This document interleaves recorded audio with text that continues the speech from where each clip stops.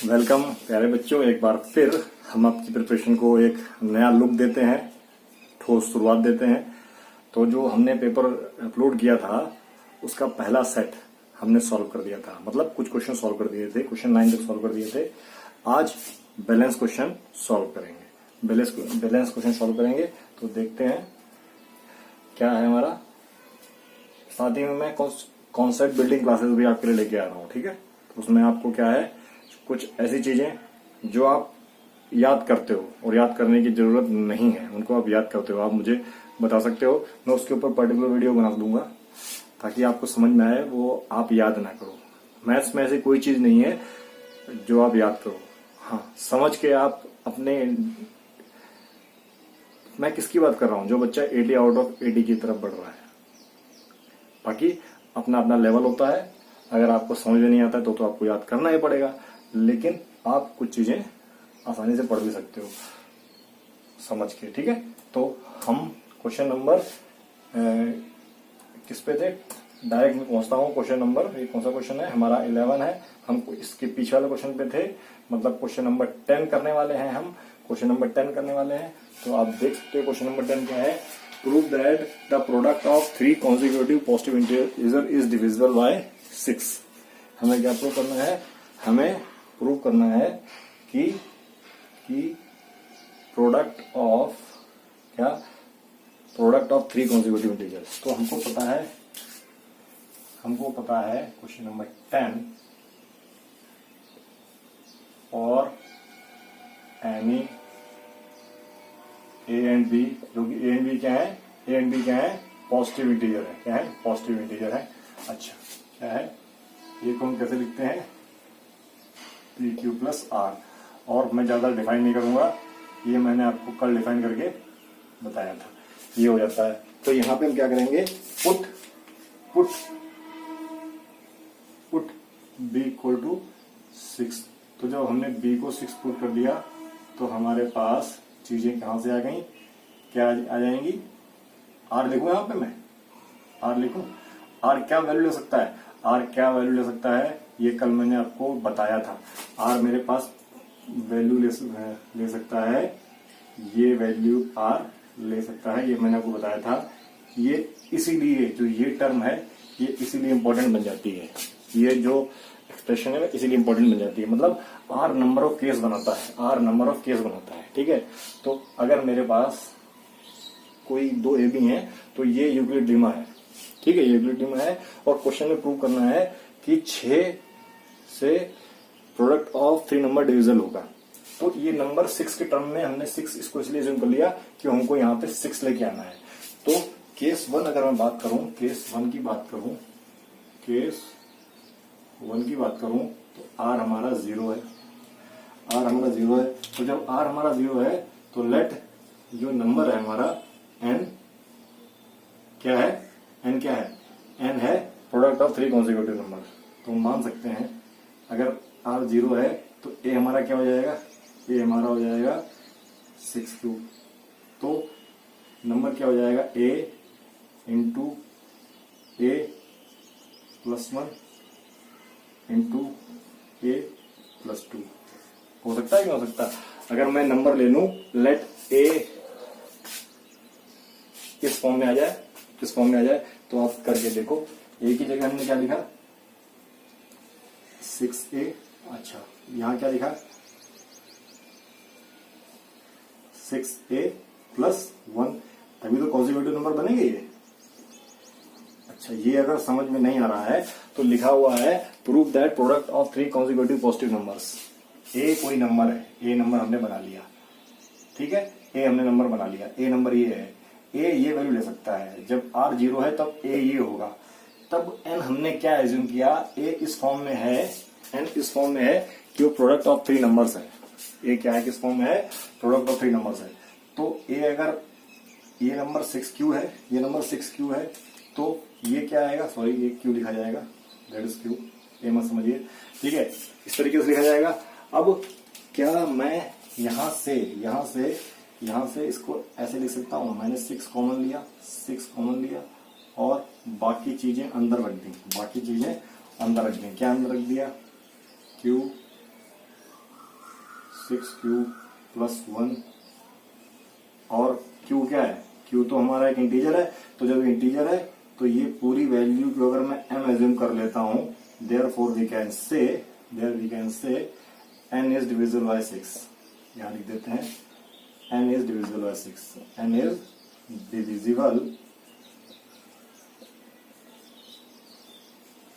Bye 6, क्योंकि 6 m लिख दिया हमने। अच्छा, अगर आपको ये डाउट है तो आप ये लिख सकते हो, आप n के फॉर्म में भी लिख सकते हो, आप ये यहां पे लिख सकते हो, क्या लिख सकते हो, टू प्रूफ, यहां पे लिख देता हूं, टू प्रूफ n जो कि क्या है, a into a plus 1 into a plus 2 is divisible by 6, divisible by 6। अच्छा, अब एक चीज और, हमारी बुक में ये n लेके दे रखा है, बात तो एक ही है, आप n मानो या वो मानो, आप रटते क्यों हो, मैंने a से शुरू कर दिया, आप n लेके भी कर सकते हो भाई।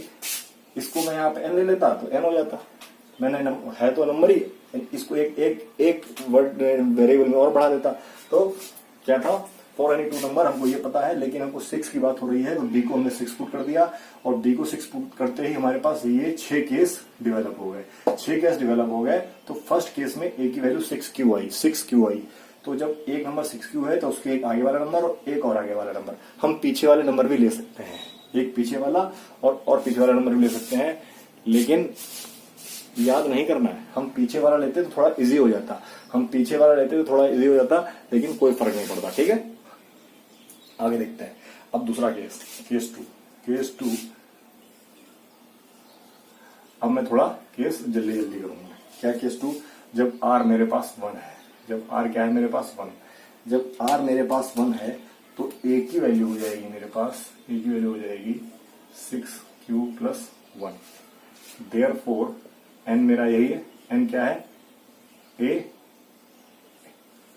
a plus 1, a plus 2।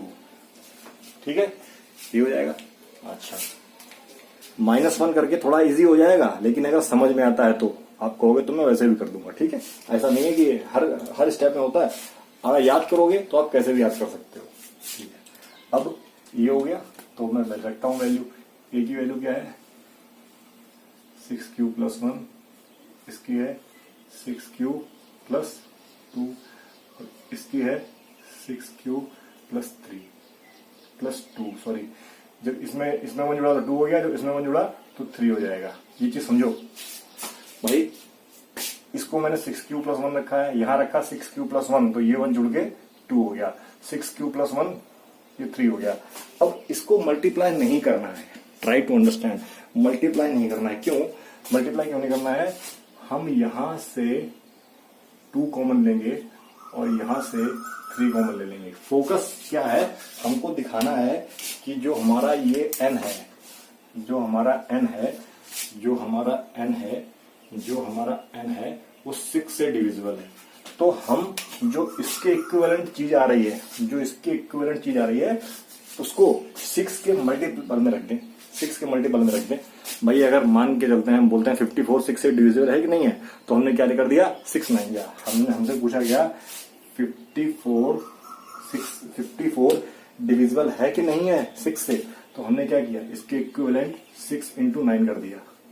तो यही तो वो m है, हमने इसको इस फॉर्म में रख दिया। अगर हम किसी नंबर को किसी के इस फॉर्म में रख देते हैं कि रिमाइंडर कुछ ना बचे, तो वो डिविजिबल है।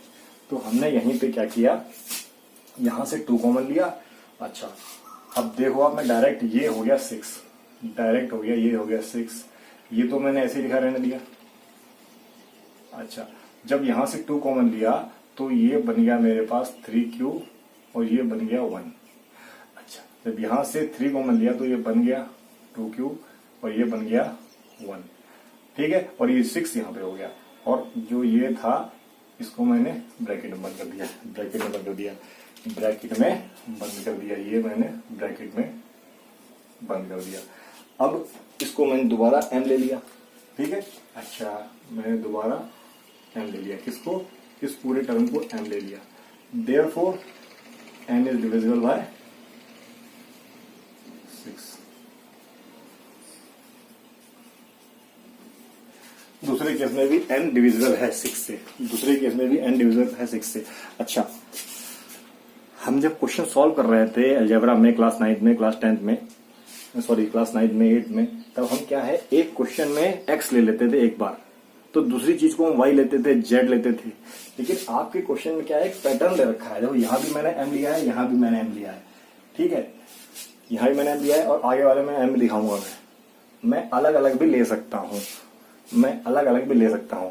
तो यहाँ पे मतलब ऐसा नहीं है, आपको अंडरस्टैंडिंग डेवलप करनी है। यहाँ पे 6n भी लिया जा सकता है, ये वाला m और ये वाला m अंतर है, मतलब कहने का मतलब है यहाँ पे m मैंने ये लिया था, यहाँ पे m मैंने ये लिया था, क्या ये दोनों बराबर हो जाएंगे? क्या ये वाले m और ये m, ये मतलब ये वैल्यू और ये वैल्यू बराबर हो जाएगी? बच्चे याद करते हैं, इसको रटते हैं, क्या बराबर हो जाएगी? बराबर नहीं होगी। लेकिन 6m हर बार n क्यों लेते हैं? जैसे हमारे पूरे क्वेश्चन में q माना गया है, एक ही क्वेश्चन में q, हर क्वेश्चन में q, और q की जगह हमें लगता है कि q बार बार एक ही वैल्यू क्यों ले रहा है, q बार बार एक ही वैल्यू क्यों ले रहा है, तो एज अ आइडेंटिटी हम उसको यूज कर रहे हैं, एज अ आइडेंटिटी। ठीक, आप अलग अलग वैल्यू भी ले सकते हैं, आप q1 ले सकते हैं, q2 ले सकते हैं, p ले सकते हैं, r ले सकते हैं, ठीक है, ठीक है। अगर आप समझ जाते हैं तो ये इसका वो है, इसका सीक्वेंस है। अब हम देखते हैं आगे, आगे केस 3, मैं इसको मिटा रहा हूं, आई होप आपने कर लिया होगा, मैं इसको मिटा रहा हूं, हमको पता चल गया केस क्या है मेरा। केस, अगला केस है r की वैल्यू आएगी मेरे पास 2, ठीक है। केस 3, केस 3 क्या, केस 3 r की वैल्यू होगी मेरे पास 2। जब r की वैल्यू 2 होगी तो a की वैल्यू मेरे पास हो जाएगी 6q प्लस क्या, ये 1 थी तो 1 हो गया था, जब 2 थी तो 2 हो गया था, जब 0 थी तब 0 हो गया था, ये हो गया।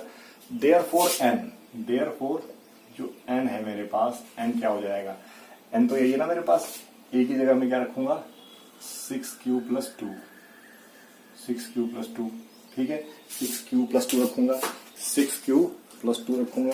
अच्छा, जब मैं a प्लस 1 रखूंगा तो ये हो जाएगा मेरे पास 6q प्लस 3, और जब वो रखूंगा तो 6q प्लस 3, और जब ये रखूंगा तो हो जाएगा 4। भाई मैंने n नहीं लिखा, इसकी जगह 6q प्लस 2 लिखा, ये आ गया, इसकी जगह लिखा तो 6q प्लस 2, 1 जुड़ के 6q प्लस 3 हो गया, यहाँ 6q प्लस 2 लिखा तो 6q प्लस 4 हो गया। अगेन मैं मल्टीप्लाई नहीं करूंगा, मैं मल्टीप्लाई नहीं करूंगा, मैं जो कॉमन ले सकता हूं, देखो मैं कॉमन यहां से क्या ले सकता हूं, 2 ले सकता हूं, यहां से कॉमन मैं 3 ले सकता हूं, यहां से कॉमन मैं 2 ले सकता हूं। लेकिन मुझे इतना कॉमन लेने की क्या जरूरत है, मुझे केवल 6 चाहिए, मुझे केवल चाहिए 6। मैं कॉमन तो 12 बना सकता हूं यहाँ पे, लेकिन मैं केवल कॉमन क्या लूंगा, मैं केवल इन दोनों में से कॉमन लूंगा, इसको छोड़ दूंगा, मैं कॉमन ले सकता हूं, ठीक है। तो मैंने इन दोनों से कॉमन लिया, मेरे पास 6 बाहर आ गया, तो ब्रैकेट में क्या बचा मेरे पास, वो क्या बचेगा, m। अब ये क्वेश्चन हमारे पेपर में आ जाता है, पेपर में आ जाता है, तो आप देखो, आप सिमिलरली करके आप आगे बढ़ सकते हो, सिमिलरली फॉर अदर केसेस। अगर आपके पास टाइम नहीं है, 2 केस सॉल्व किए और लिख दिया सिमिलरली, ठीक है, ठीक, क्योंकि और इसके आगे करने की जरूरत नहीं है, आपने क्या लिख दिया 6m डायरेक्ट, ये लिखा केस सेकेंड, 6 कॉमन लिया और 6m, ठीक है, बाद में वैल्यू बचती है तो आप लिखो, अदरवाइज छोड़ दिया हुए आगे निकल जाओ। तो जब मैंने इसमें से कॉमन लिया, इसमें से कॉमन लिया, तो मेरे पास क्या आंसर आएगा, इसमें से कॉमन लिया मैंने, 2 कॉमन लिया, तो यहां बचेगा मेरे पास 3q प्लस 1, यहां से जब 3 कॉमन लिया तो 2q प्लस 1, ठीक है। अच्छा, और ये मैंने कॉमन ले ही नहीं रहा हूं, मैं कॉमन ले सकता हूं यहाँ पे, क्योंकि मुझे रिक्वायरमेंट नहीं है, मैं 2 ये वाला ना लेके ये वाला भी 2 ले सकता हूं, ठीक है। तो मैंने क्या लिख दिया, अगेन ये वाला 6 और ये m, therefore n is divisible bye, n is divisible by 6। Case 3, n is divisible by 6, n is divisible by 6। Case 4, अब मैं केस 4 सॉल्व करता हूं। केस 4 हमारा क्या है, केस 4 में हम क्या करेंगे, आर को लेंगे, 2 तक ले लिया था, आर को 3 लेंगे, तो ए मेरे पास हो जाएगा, क्या हो जाएगा, 6 प्लस 3। और ये केस मैं आपको पहले पेपर में डिस्कस कर चुका हूं और आपको कॉन्सेप्ट पढ़ा है तो आपको आता होगा, ठीक है।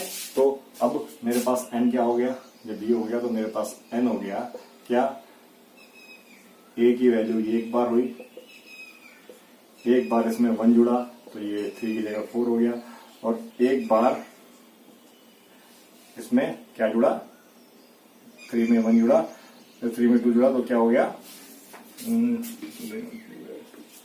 5, क्या हो गया, 5, ठीक है। तो जब 5 हो गया तो अब आप देखो, मैं थोड़ा जगह बनाता रहता हूं, क्या, यहां से मैंने क्या किया, यहां से मैंने क्या किया,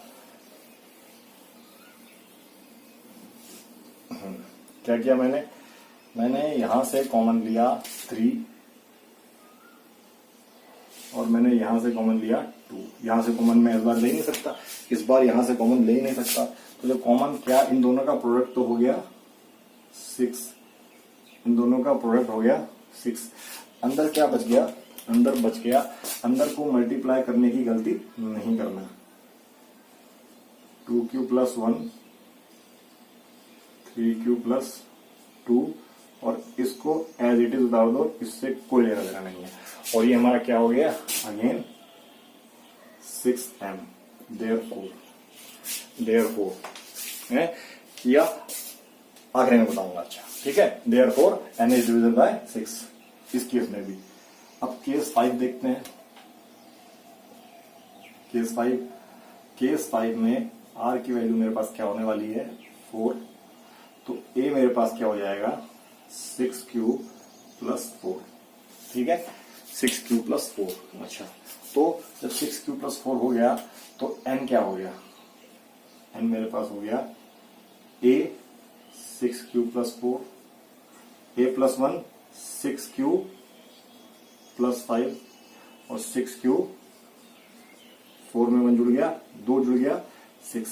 अब देखो, मुझे 6 कॉमन लेना है, मैं यहां से 2 कॉमन ले सकता हूं, लेकिन मैं यहां से 6 कॉमन भी ले सकता हूं, यहां से कॉमन में लूंगा ही नहीं, तो मैं क्या करूंगा, डायरेक्ट मैं 6 कॉमन लेता हूं, और क्या, इससे मैंने इसको छेड़ा तक नहीं, मैंने इसको लिखा रहने दिया, और यहाँ क्या बचा मेरे पास, q प्लस 1, क्योंकि मैंने 6 कॉमन ले लिया है, इसका मतलब क्या हुआ, मैं इसको यहाँ लिख सकता हूँ 6m। तो फिफ्थ केस में भी मैंने 6m लिख दिया। अगेन m की वैल्यू हर केस में अलग अलग है, ये ध्यान रखना, m की वैल्यू हर केस में अलग अलग है, ठीक है। अच्छा, अब केस 6 की बात करते हैं। अगर केस 6 की बात करते हैं तो केस अगर 6 की बात करते हैं, ये केस अगर 6 सॉल्व कर रहा हूं तो ये क्या हो गया, 5, ये 5 हो गया, तो a क्या हो गया, a भी 5 हो गया।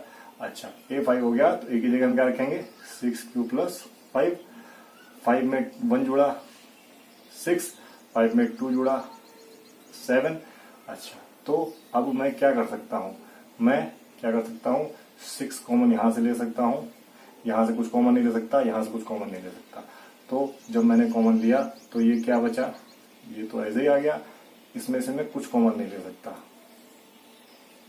ठीक है, ये 7 का 7 रहा। अच्छा, इसमें से जब मैं कॉमन लूंगा तो बचा q प्लस 1, इसको मैंने दोबारा लिख दिया, ठीक है। अच्छा, अब आप क्या कर सकते हो, आप जल्दी जल्दी स्पीड से देखो, आप बोर्ड का पेपर दे रहे हो, तो या तो आपको चीजें याद हैं या चीजें आपको समझी हुई हैं। नंबर आपके तभी आएंगे जब आपने चीजें ज्यादा से ज्यादा प्रैक्टिस कर रखी होंगी, समझ रहे हैं आप, ज्यादा से ज्यादा प्रैक्टिस कर रखी होंगी। याद वाला तो आप अटक जाओगे, इसलिए नंबर सिस्टम बच्चों को बहुत टफ लगता है, क्योंकि बच्चे याद करने की कोशिश करते हैं। सबसे पहले m, एक ही क्वेश्चन में m 6 बार इस्तेमाल किया गया है। अगर ये कुछ और होता, 9 होता तो 9 बार इस्तेमाल किया गया होता। अगर ये 100 होता तो हम 100 ऐसा लग रहा होता हम 100 टाइम्स एक ही m को यूज कर रहे हैं। तो कभी कभार क्या होता है, बच्चे कंफ्यूज हो जाते हैं कि ये m क्या एक ही है कि अलग अलग है, तो m हर क्वेश्चन में अलग अलग है, हर पार्ट में अलग अलग है, लेकिन हम m को एज अ आइडेंटिटी यूज कर रहे हैं, m को एज आइडेंटिटी यूज कर रहे हैं, हर जगह m की वैल्यू अलग अलग है। तो हम सारे केस में ये इंडिविजुअल जो हमने लिखा हुआ है अलग अलग, ये अलग अलग ना लिखें। अगर हम टाइम सेव करना चाहते हैं, ये हर केस में अलग अलग ना लिखें, हम हर केस को ऐसे दिखा दें, हर एक केस को दिखा दें और लास्ट में लिख दें क्या, सिंस, लास्ट में लिख दें since for each case n is equal to क्या, for each case, each and every case n is equal to क्या है, each case n is equal to 6m, for each case n is equal to 6m where m is positive number, hence n is divisible by 6। Last में हम एक बार भी लिख सकते हैं, ठीक है, लास्ट में हम एक बार भी लिख सकते हैं। आई होप आपको समझ में आया होगा। तो बढ़ते हैं क्वेश्चन नंबर 11 की तरफ, ठीक है। कोई डाउट होने पे आप मुझे कॉल कर सकते हैं, पूछ सकते हैं। मैं आपको अपना नंबर भी बता देता हूं, 8808375702। This is my number. You can call me if you have got any doubt. I feel very happy helping you. ठीक है, तो मैं डालता हूं उसको सब कुछ, आगे बढ़ते हैं। क्वेश्चन नंबर 11, सॉरी हाँ, क्वेश्चन नंबर 10 हो गया, क्वेश्चन नंबर 11 आगे बढ़ा देता हूँ। क्वेश्चन नंबर 11 मेरा क्या है, क्वेश्चन नंबर 11 क्या है मेरा, क्वेश्चन नंबर 11 क्या है, क्वेश्चन नंबर मेरा 11 ये है। क्वेश्चन नंबर 11 मेरा स्क्रीन के ऊपर है, देखो क्या कह रहा है। क्वेश्चन लेंथी था, लेकिन आप करते तो 10 मिनट में आप उसको उखाड़ फेंकते। अच्छा, क्या कह रहा है, कोई नंबर है, किस फॉर्म का नंबर है, कोई नंबर दे रखा है हमको 6q + 5, ये कोई नंबर दे रखा है, अच्छा, इसको कैसे लिखना है,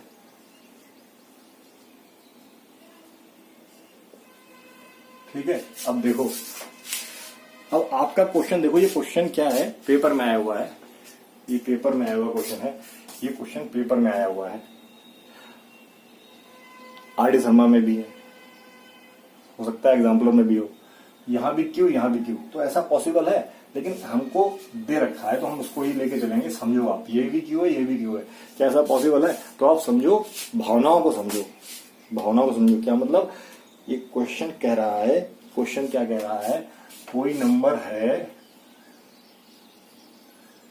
यहां पे कुछ लिखा हुआ है और +5 है, तो मैं मुझे इस फॉर्म में, तो आप बताओ क्या ये दोनों बराबर, ये क्यू दोनों एक जैसे हो सकते हैं, नहीं हो सकते हैं। तो क्वेश्चन बिल्कुल सही है, कंफ्यूज नहीं होना। क्यू एज आइडेंटिटी यूज हुआ है, क्या मतलब हुआ, मतलब देखो, मतलब क्या मतलब हुआ, हमारे पास नंबर है क्या, हमारे पास नंबर है 6 × 2 + 5, ये क्या होता है, इसको मैं,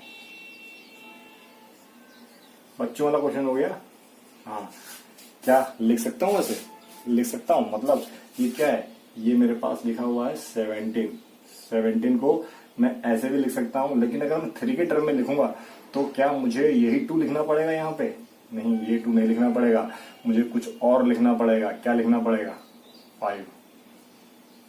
तो क्या ये वाला 5 आ गया, ये वाला 5 नहीं आ गया, ये वाला 5 नहीं आ गया। एक और देख लेते हैं, जैसे हमारे पास है 47 को मैं लिख सकता हूं 6 × 7 + 5। अगर मैं इसी को 3 के फॉर्म में लिखूंगा तो मुझे क्या लिखना पड़ेगा,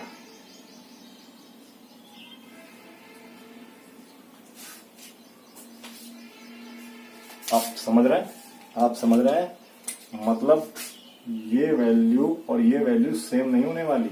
इत्तेफाकन यहाँ 5252 आ गया था, उसमें कंफ्यूज नहीं होना, ये वैल्यू अलग अलग आएगी। हमको इस तरीके से क्वेश्चन समझो क्या बोल रहा है, क्वेश्चन समझने की कोशिश करो कि क्या बोल रहा है, कि अगर कोई नंबर ऐसे दे रखा है उसको हम ऐसे लिख सकते हैं, but converse is not true, उल्टा नहीं लिख सकते, ठीक है। तो ठीक है, शुरू करते हैं। शुरू करते हैं। For any A B to A B, हमको डायरेक्ट ए क्या होता है बी क्यू प्लस आर, और ये आप आर क्या होता है, अच्छा ये ऊपर वाली का था, आप पीछे क्वेश्चन से लिख लेंगे, पीछे वाले क्वेश्चन से लिख लेंगे। अच्छा तो ये हो गया, कोई भी नंबर, ये नंबर इस फॉर्म का होगा, ये नंबर इस फॉर्म का होगा, उसको मुझे इस फॉर्म का लिखना है, ठीक है, उस फॉर्म का लिखना है। तो कहने का मतलब क्या है, कहने का मतलब क्या है कि यहाँ पे अगर जो ये क्यू है, क्यू क्यू भाई मैं आइडेंटिटी में भी क्यू लेता हूँ, ये मैं जो यूक्लिड लेमा ए बी में दे रखा है, एक्चुअल में है तो ये ना, यहाँ कोई क्वांटिटी है, यहाँ कोई क्वांटिटी है, यहाँ कोई क्वांटिटी है, मल्टीप्लाई करके ये क्वांटिटी आती है, और इस क्वांटिटी पे ये वो लगी हुई है। ये एक प्रकार का क्या दे रखा है, फॉर्मूला दे रखा है, एक प्रकार का फॉर्मूला दे रखा है। तो ऐसा नहीं है कि क्यू और क्यू बराबर है, ठीक है, वो मैंने आपको समझाने की कोशिश की है। अगर आपको समझ में आया होगा तो अच्छी बात है, ठीक है, नहीं तो आप दोबारा थोड़ा अपने हिसाब से सोचो कि ये वाली वैल्यू सेम नहीं हो सकती।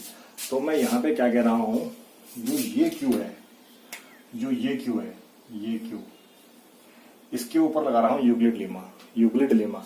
तो अगर मैं इसको यूक्लिड लेमा लगा रहा हूं तो ये क्यू या तो ये होगा, या तो ये होगा, या तो ये होगा। देखो आप, जो ये वाला क्यू है, तो मैंने माना लेट भाई, जब हम 3 लेते थे, बात यही तो है, जब मैं इसको 3 ले लूंगा, 3Q ले लूंगा, तो ये R क्या होगा, R की वैल्यू या तो 0 होगी, या तो 1 होगी, या तो 2 होगी। तो 0 होगी तो 3M। अच्छा ठीक है, यहां पे मैंने इसको रिप्लेस करके M कर दिया है। क्या कर दिया है, M। लेकिन इसमें तो फॉर्मूले में तो Q ही रहेगा ना, तो मैंने Q के ऊपर लेमा लगाया है, Q के ऊपर लेमा लगाया है, ठीक है। तो Q क्या हो जाएगा, 3M, 3 प्लस, समझो आप, इस Q के ऊपर लेमा लगाया है, और आपकी बुक में यहां भी Q दे रखा है, यहां भी Q दे रखा है, फॉर्मूले में भी Q दे रखा है। तो मैं ज्यादा प्रॉब्लम क्रिएट करना नहीं चाहता हूँ, आपको समझाना चाहता हूँ। तो मैंने डायरेक्ट Q, मैं जो वेरिएबल दे रखा है उसको बदली करना नहीं चाहता हूँ, आप समझो थोड़ा। तो ये Q क्या हो गया, ये हो गया। अब देखो, पहला केस, फर्स्ट केस ये बना, दूसरा केस ये बना, तीसरा केस ये बना। तो फर्स्ट केस में हमने क्या किया, फर्स्ट केस में जो नंबर था, मेरा नंबर था 6Q + 5। फर्स्ट केस में मैंने क्या पुट किया, फर्स्ट केस में मैंने क्या पुट किया, फर्स्ट केस में मैंने Q की वैल्यू पुट की। Q की वैल्यू पुट की क्या है, 3M + 5, 3M + 5, ऐसा ही है। अच्छा, अब क्या मैं इस 5 को, जो ये 5 है, इस 5 को, जो ये 5 आया है मेरे पास, इसको लिख सकता हूं क्या, 3 + 2। Can I right, can I right, बिल्कुल लिख सकता है सर, आपकी मर्जी है। तो मैंने क्या लिखा है इसको, ये तो मेरा हो गया 18 है, ये तो मेरा हो गया 18 है, और ये हो गया 3, और ये हो गया 2। अच्छा, यहां से मुझे 3 मतलब कैसे दिखाना है, 3 क्यों में दिखाना है, यहां से मैं 3 कॉमन लूंगा। जब मैंने यहां से 3 कॉमन लिया तो यहां बच गया मेरे पास 6M + 1 + 2। तो मुझे वो चीज नजर आने लगी, 6Q + 2। मैंने एक नंबर था। अच्छा, अब जब मैं यूक्लिड लेमा में क्या है, इस फॉर्मूले से जब हम कोई चीज कंसीडर करते हैं और R की वैल्यू पे केस बनाते हैं, तो हर प्रकार का नंबर मतलब क्या होता है, कंसीडर हो जाता है। कैसे, जब मैंने Q पे यूक्लिड लेमा लगाया, और उसको M के रिस्पेक्ट में किया, मतलब कहने का क्या मतलब है, आप ये समझो, Q पे यूक्लिड लेमा लगाने का मतलब क्या है, Q पे यूक्लिड लेमा लगाने का मतलब ये है, तो ये फॉर्मूला है, इसको आप भूल जाओ। मैंने इसको इस फॉर्म में कन्वर्ट कर दिया है, Q। अच्छा, यहाँ पे कुछ क्या रहा होगा, यहाँ पे मैंने 3 लिख दिया, यहाँ पे M लिख दिया, और यहाँ पे मैं R1 लिख देता हूँ। तो जब मैंने यहाँ पे 3 लगा दिया है तो r की वैल्यू क्या होगी, 0 होगी, या तो 1 होगी या 2 होगी। ठीक है, ये चीज समझो आप, ये चीज समझो। ठीक है, ये आपको लिखने की जरूरत नहीं है, आप डायरेक्ट अगर आपको समझ में आता है ये चीज तो डायरेक्ट Q को 3m लिख सकते हो आप। ठीक है, अच्छा लिख दिया। केस 2 हम बात करते हैं केस 2 की। केस 2 की बात करते हैं। केस 2 की अगेन, केस 2 में हम क्या पुट करेंगे, ये पुट करेंगे। केस 2 में हम क्या पुट करेंगे देखते हैं। केस 2 में हमने पुट किया, ये है हमारे पास 6 और Q की जगह क्या पुट किया, Q को हमने मान रखा है और ये हमारे पास क्या है 5। ऐसा ही है, ऐसा ही है। Q की वैल्यू पुट किया हमने, जब Q की वैल्यू पुट की मिला क्या हमको, हम अंदर इंटू कर देते हैं। अंदर इंटू किया हमने, थोड़ा जगह यूज करते हुए चलते हैं। ये मिला मुझे 18m। अच्छा, ये मुझे मिला 6। दोबारा से मैंने इसको 3 + 2 लिखा हुआ है, 3 + 2 लिखा हुआ है। अब ये मुझे मिलके बन गया है 18m प्लस क्या 9 + 2। अब मैं दोबारा इसमें से 3 कॉमन लूंगा, तो जब मैं 3 कॉमन लूंगा तो यहां बचेगा मेरे पास 6m + 3 + 2, 6m + 3 + 2। मतलब कि मैंने दोबारा यहाँ पे इसको 6q + 2 के फॉर्म में लिख दिया है, 6q + 2 के फॉर्म में लिख दिया है। आई होप आपको समझ में आया होगा, आई होप आपको समझ में आया होगा। ठीक है, अच्छा क्वेश्चन नंबर इसका केस 3 करते हैं। तो क्या है, दोबारा से 6q + 5 को 6q + 5 को मैंने Q क्या रखा इस बार 3m + 2। क्या रखा, 3m + 2। Q की जगह रखा 3m + 2 + 5। अच्छा, ये रख दिया। अब मैं मल्टीप्लाई करूंगा तो दोबारा से 18m 12, और मैंने इसको दोबारा 3 + 2 में लिख दिया, ये हो गया 15। और 15 मैं दोबारा से इसमें 3 कॉमन लूंगा, 6m + 5 + 2, और यहां पे मेरे पास आ जाएगा। तो हमने देखा कि हमने किसी नंबर को, ठीक है, तो हम यहाँ पे क्या लिखेंगे, टू शो। हम यहाँ क्या कर रहे हैं, हम यहाँ पे अगर कोई बोले, अगर क्या कर रहे हैं, टू शो, टू रिप्रेजेंट, क्या है, टू शो या टू प्रूव है, to represent this form of number in form. ये नंबर इसको इस फॉर्म में रिप्रेजेंट कर रहे हैं, इसको इस फॉर्म में रिप्रेजेंट कर रहे हैं, इसको इस फॉर्म में रिप्रेजेंट कर रहे हैं। तो आप देखो कि कितना अच्छा क्वेश्चन है। ठीक है, लॉजिक डेवलप करने के लिए कितना बढ़िया क्वेश्चन है। बट नॉट कन्वर्सली, मतलब अगर कोई नंबर हमको ऐसे दे रखा है, अब आप देख लो, अगर कोई नंबर हमको ऐसे दे रखा है, लेट अस टेक, अगर मेरे पास कोई नंबर है, मैं यहीं पे दिखाता हूं, मेरे पास नंबर है 9। क्या है मेरे पास 9, मेरे पास एक 9 नंबर है, 9 नहीं, मेरे पास नंबर है क्या कर सकते हैं, कन्वर्सली इज नॉट ट्रू, 21, 23, मेरे पास नंबर है 20, कन्वर्स इज नॉट ट्रू। तो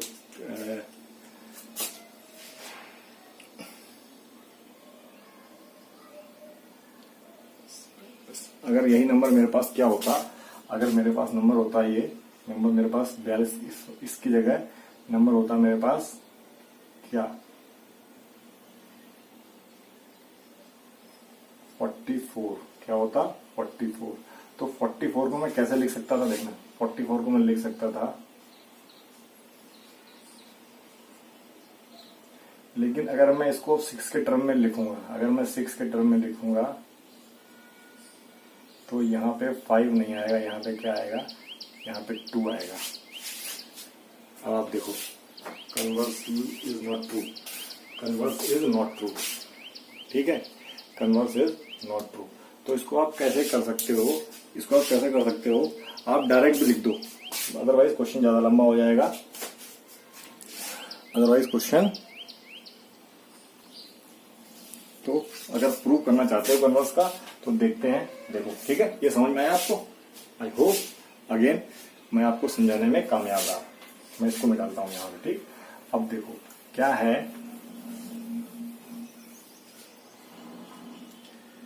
कन्वर्स। कन्वर्स की बात करते हैं।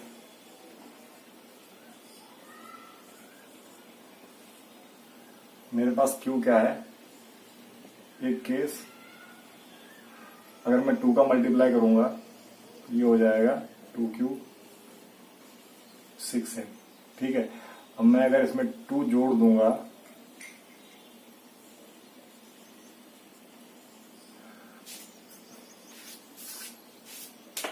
ये क्या कर दिया, 2 6M प्लस 2 6M प्लस 2,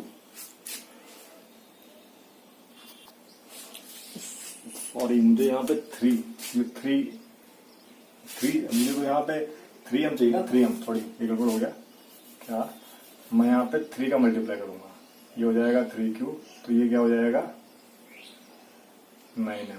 अच्छा, अब मैं अगर क्या जोड़ देता हूँ, मैं जोड़ता हूँ 2, मैं जोड़ता हूँ 2, इस फॉर्म में नंबर आ गया। अब मैं इधर भी क्या जोड़ दूंगा, क्या जोड़ दिया मैंने 2। अच्छा, अब आप देखो ये नंबर तो इस फॉर्म में नहीं आ पाया, ये नंबर तो इस फॉर्म में नहीं आ पाया, तो आप डायरेक्ट लिख दोगे converse is not true. Converse is not true क्यों, M तो कुछ भी हो सकता है ना भाई, M तो कुछ भी हो सकता है। जैसे इसको हम 6 फॉर्म में कैसे लिख सकते हैं भाई, नहीं लिख सकते ना। M की वैल्यू तो कोई फिक्स वैल्यू होगी, M की वैल्यू तो फिक्स होगी, M की 1 भी होगी, 2 भी होगी, हर चीज के लिए थोड़ी ना हो सकता है? क्योंकि जैसे अगर 1 की वैल्यू, अगर M की वैल्यू 1 हुई तो ये कितना हुआ 11। अच्छा, लेकिन अगर M की वैल्यू 2 हुई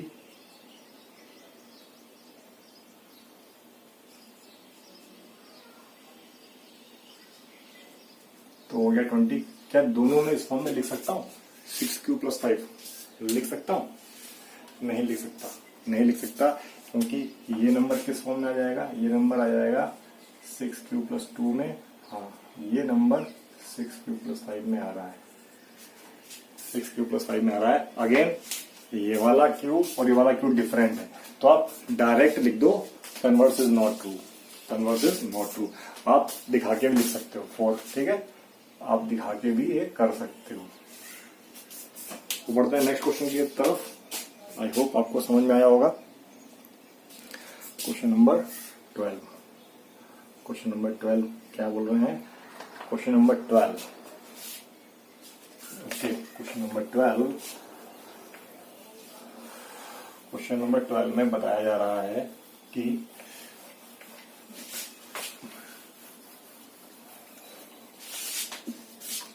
क्वेश्चन नंबर 12 में बताया जा रहा है कि को प्राइम की बात हो रही है, को प्राइम की। Using Euclid division lemma, using Euclid division algorithm find which of the following pair of numbers are coprime. ये 2 पेयर ऑफ नंबर दे रखे हैं और 396। आपको बताना है ये क्या को प्राइम है कि नहीं है, ये को प्राइम है कि नहीं है। तो हम डायरेक्ट इस पे क्या लगाएंगे, Euclid division lemma. Euclid division lemma तो हमको पता है बाय यूक्लिड डिवीजन लेमा क्या करना पड़ेगा, हमको इसको इस फॉर्म में लिखना पड़ेगा।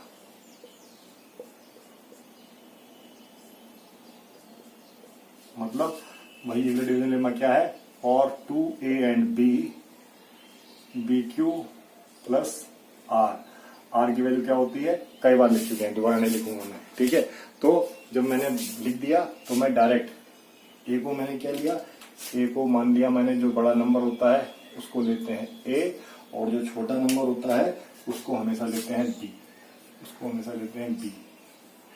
ठीक है, तो मुझे पता है, अगर मैं ये चीज तो मुझे पता है सिंपली डिवीजन करने पे आती है।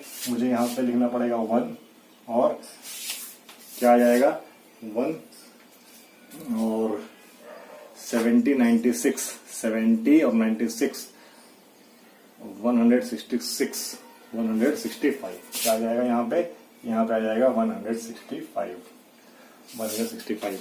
आई होप आपको ये पता होगा। ऐसा ही तो है, ये इससे डिवाइड करोगे, ये इससे डिवाइड करोगे, फिर यहाँ पे आपको ये लिखना पड़ेगा। ठीक है, क्योंकि यहाँ पे जीरो नहीं आया, हम इसको दोबारा शिफ्ट करेंगे। यही यूक्लिड डिवीजन एल्गोरिथम है, सॉरी यूक्लिड डिवीजन एल्गोरिथम। तो आपने एक बार लिख दिया एल्गोरिथम क्या है, इस रिपीट को बार बार रिपीट करते हुए जब ये जीरो नहीं आया तो ये नंबर यहाँ पे आ जाएगा और ये नंबर यहाँ पे आ जाएगा।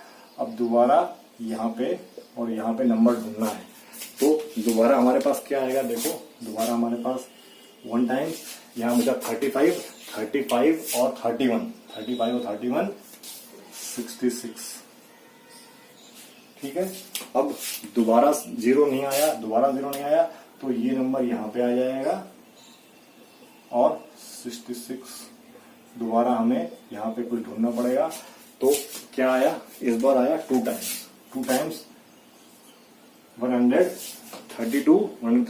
तो यहाँ बच गया मेरे पास 33। अभी भी जीरो नहीं आया, तो जीरो नहीं आया तो ये यहाँ पे 66 हो जाएगा और 33 यहाँ पे हो जाएगा और प्लस ये।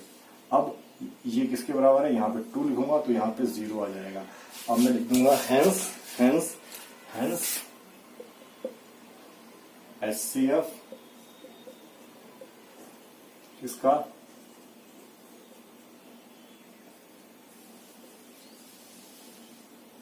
क्या 33। अब 33 है, therefore क्या therefore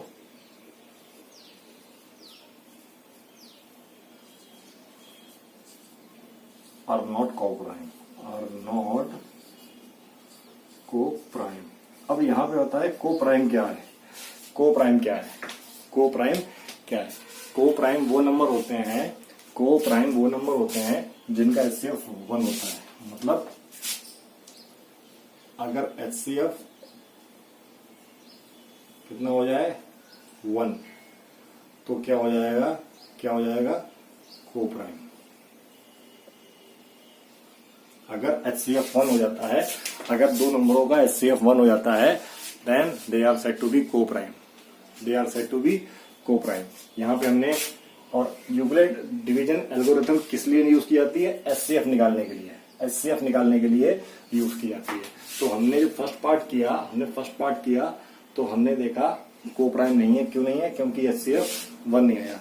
इसका क्या मतलब हुआ, देखो अगर हमारे पास दो नंबर हैं 12 और 15, 12 और 17 लेते हैं। अच्छा 12 और 17 ये नंबर को-प्राइम है, इनका आप HCF लोगे तो 1 आएगा।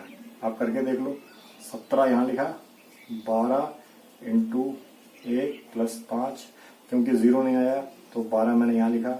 अच्छा 5 इंटू 2 इंटू 2, अब अभी भी 0 नहीं आया तो 5 यहाँ आ गया, 2 इंटू 1, 2 इंटू 1, अभी भी 0 नहीं आया, ठीक है। तो ये क्या हुआ, अब देखो, हाँ अब तो खत्म ही हो गया कहानी। ये 2 हो गया और मतलब ये HCF क्या हो गया, HCF इसका 1 ही होगा, ठीक है। आगे तो होगा ही नहीं, आगे कैसे हो पाएगा। तो HCF क्या हो गया इसका 1, आगे HCF क्या हो गया इसका 1, तो इसका HCF क्या हो गया,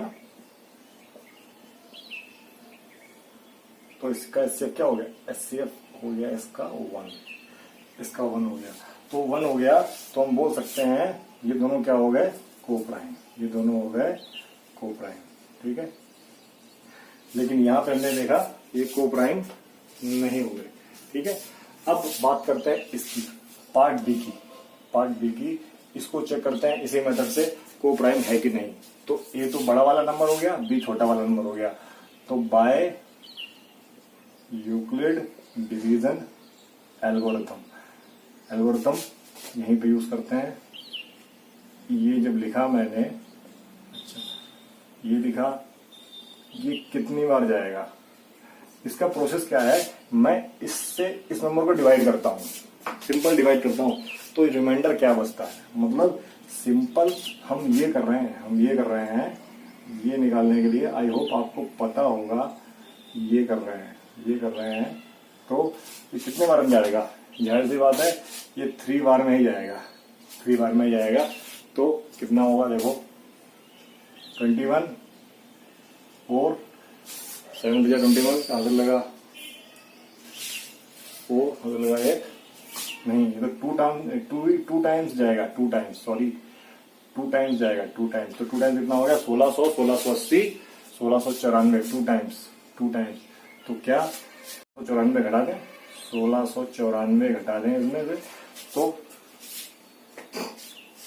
क्या बचेगा मेरे पास बचेगा 6, यहाँ पे 5 6 और यहाँ पे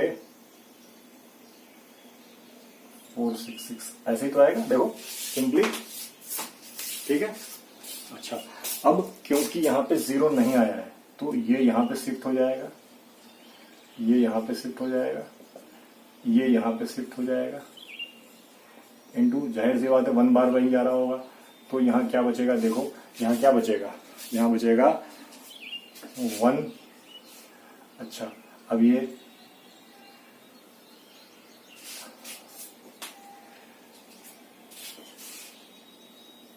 38। ठीक है, अभी भी 0 नहीं आया, तो ये यहाँ पे और 381 यहाँ पे, 381 यहाँ पे, जाहिर सी बात है अगेन एक बार में ही जा रहा होगा। तो यहाँ क्या बचेगा, हाँ क्या बचेगा, 66 76 76 85, क्या बचेगा 85। अभी भी 0 नहीं आया तो अब ये यहाँ पे 85 यहाँ पे कितनी बार में जा रहा होगा, 4 बार में जा रहा होगा। तो क्या आएगा भाई, 80 4 जा 320 और 5 और 340, तो क्या हो गया 41 आ गया। ठीक, अभी भी 0 नहीं आया तो हम दोबारा से इसको यहाँ पे करेंगे, ये हो जाएगा 82 और क्या बच गया 3, अच्छा मैं यही कर लेता हूँ। अच्छा तो अब 41 यहाँ पे, 3 यहाँ पे, कितनी बार में 13 बार में 39 और फिर बच गया 2। ठीक, अब अभी भी 0 नहीं आया, 13,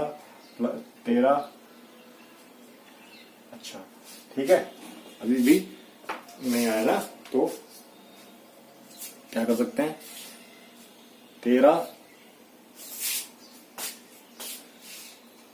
समझ में आ रहा है। मैं यूक्लिड डिवीजन लेमा फॉलो कर रहा हूँ। यूक्लिड डिवीजन लेमा क्या होता है, यही सीरीज बार बार लगाई जाती है। जब यहाँ पे 0 नहीं आता है हम आगे बढ़ जाते हैं। तो हमने इसको इससे डिवाइड किया, 2 टाइम्स दिया, रिमाइंडर ये बचा, लेकिन 0 नहीं आया तो ये डिविडेंड बन गया। दोबारा जो ये रिमाइंडर था उसको मैंने डिवाइजर बना दिया। SCF का फॉर्मेट है। ऐसे करते करते हम लोग कहाँ पे आ गए, हम लोग यहाँ पे आ गए हैं। ठीक है, तो अब आगे जगह बना। अच्छा तो फिर क्या हुआ, 2 × 1 + 0। तो रिमाइंडर हमारे पास अभी भी नहीं आया, सॉरी अभी भी हमारे पास 0 नहीं आया, अभी भी हमारे पास 1 आया है। ठीक है, अब हम क्या बोल सकते हैं तो फिर क्या आया, 2 = what, 1 × 2 + 0। तो हमारा HCF क्या हुआ, हमारा HCF हो गया 1, हमारा HCF हो गया 1। तो हम लिख सकते हैं सिंस, ये लिख देते हैं since HCF of equal to 1, therefore ये नंबर क्या है, एंड आर को प्राइम।